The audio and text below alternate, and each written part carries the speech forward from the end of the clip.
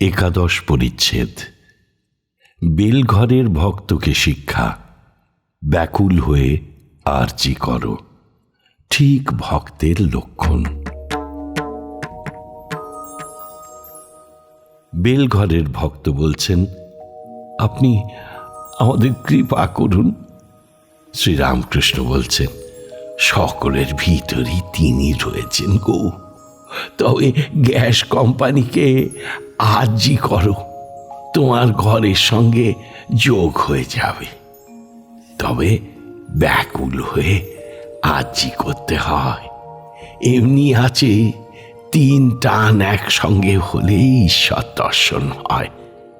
সন্তানের উপর মায়ের টান, সতী স্ত্রীর স্বামীর উপরে টান, আর বিষয়ের উপরে টান। ঠিক ভক্তের লক্ষণ আছে। গুরুর উপদেশ শুনে স্থির হয়ে থাকে। বেহুলার গানের কাছে জাত সাপ স্থির হয়ে শুনে, কিন্তু কেউটে নয়। আরেকটি লক্ষণ, ঠিক ভক্তের ধারণা শক্তি হয়, শুধু কাঁচের উপর ছবির দাগ পড়ে না, কিন্তু কালি মাখানো কাঁচের উপর ছবি উঠে, যেমন ফটোগ্রাফ। ভক্তিরূপ কালি। আর একটি লক্ষণ, ঠিক ভক্ত জিতেন্দ্রীয় হয়, কামজয়ী হয়। গোপীদের কাম হতো না, তা তোমরা সংসারে আছো, তাহলেই বা। এতে সাধনের আরো সুবিধা, যেমন কেল্লা থেকে যুদ্ধ করা, যেমন সব সাধন করে, মাঝে মাঝে সবটা হাঁ করে ভয় দেখায়। তাই চাল ছোলা রাখতে হয়, তার মুখে মাঝে মাঝে দিতে হয়। সবটা ঠান্ডা হলে তবে নিশ্চিন্ত হয়ে জপ করতে পারবে। তাই পরিবারদের ঠান্ডা রাখতে হয়, তাদের খাওয়া দাওয়ার জোগাড় করে দিতে হবে, তবে সাধন ভজনে সুবিধে হয়। যাদের ভোগ একটু বাকি আছে, তারা সংসারে থেকেই তাঁকে ডাকবে। নিতাইয়ের ব্যবস্থা ছিল, মাগুর মাছের ঝোল, ঘোর যুবতীর কোল, বল হরি বল। ঠিক ঠিক ত্যাগীর আলাদা কথা। মৌমাছি ফুল বই আর কিছুতেই বসবে না। চাতকের কাছে সব জল ধূর, কোনো জল খাবে না। কেবল 7 নক্ষত্রের বৃষ্টির জন্য হাঁ করে আছে। ঠিক ঠিক ত্যাগী অন্য কোনো আনন্দ নেবে না, কেবল ঈশ্বরের আনন্দ। মৌমাছি কেবল ফুলে বসে, ঠিক ঠিক ত্যাগী সাধু যেমন মৌমাছি। গৃহী ভক্ত যেন এই সব মাছি সন্দেশেও বসে, আবার পচা ঘায়েও বসে। তোমরা এত কষ্ট করে এখানে এসেছ, তোমরা ঈশ্বরকে খুঁজে বেড়াচ্ছ।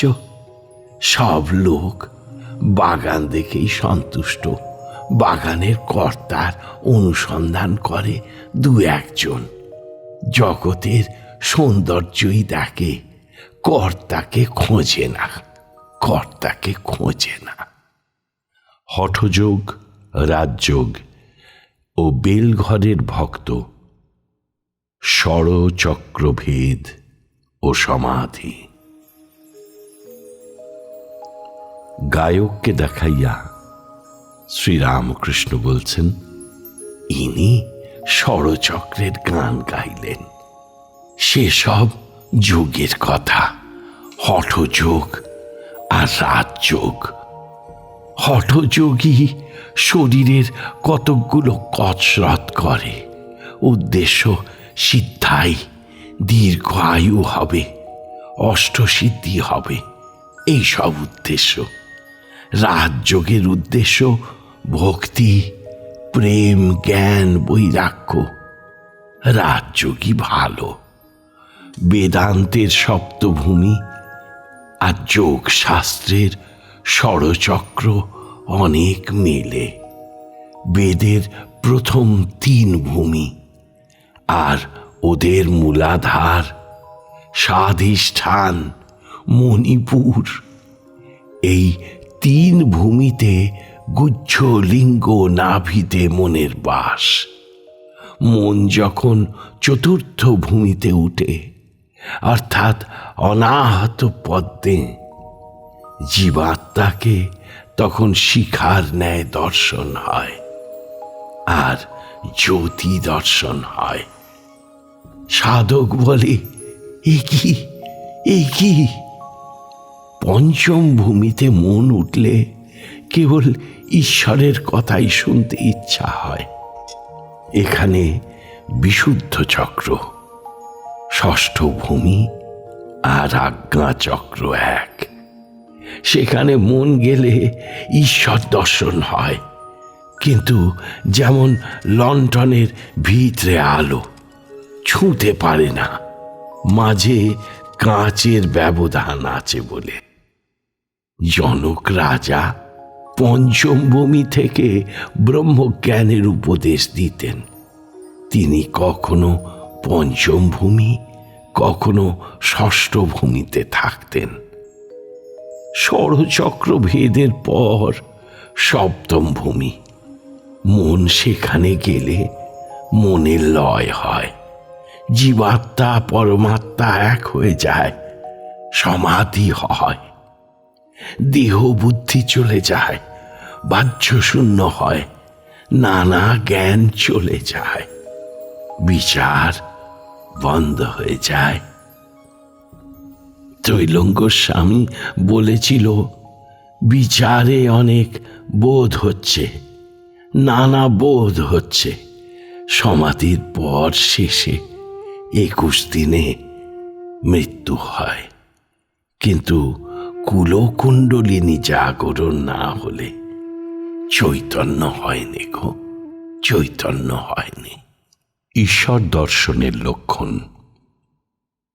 যে ঈশ্বর দর্শন করেছে তার লক্ষণ আছে। সে হয়ে যায় বালকবৎ, উন্মাদবৎ, জড়বৎ, পিশাচবৎ। আর তার ঠিক বোধ হয় আমি যন্ত্র আর তিনি যন্ত্রী, তিনি কর্তা আর সকলেই অকর্তা। শিখরা যেমন বলেছিল, পাতাটি নড়ছে সেও ঈশ্বরের ইচ্ছে, রামের ইচ্ছেতেই সব হচ্ছে, এই বোধ। তাঁতি যেমন বলেছিল, রামের ইচ্ছেতেই কাপড়ের দাম 1 টাকা 6 আনা, রামের ইচ্ছেতেই ডাকাতি হলো, রামের ইচ্ছেতেই ডাকাত ধরা পড়ল, রামের ইচ্ছেতেই আমাকে পুলিশে নিয়ে গেল, আবার রামের ইচ্ছেতেই আমায় ছেড়ে দিল। সন্ধ্যা আগত প্রায়। ঠাকুর একবারও বিশ্রাম করেন নাই। ভক্ত সঙ্গে অবিশ্রান্ত হরি কথা হইতেছে। এইবার মনিরামপুর ও বেলঘরের ভক্তরা ও অন্যান্য ভক্তেরা তাহাকে ভূমিষ্ঠ হইয়া প্রণাম করিয়া ঠাকুর বাড়িতে ঠাকুরদের দর্শন করিয়া নিজ নিজ স্থানে প্রত্যাগমন করিয়াছেন।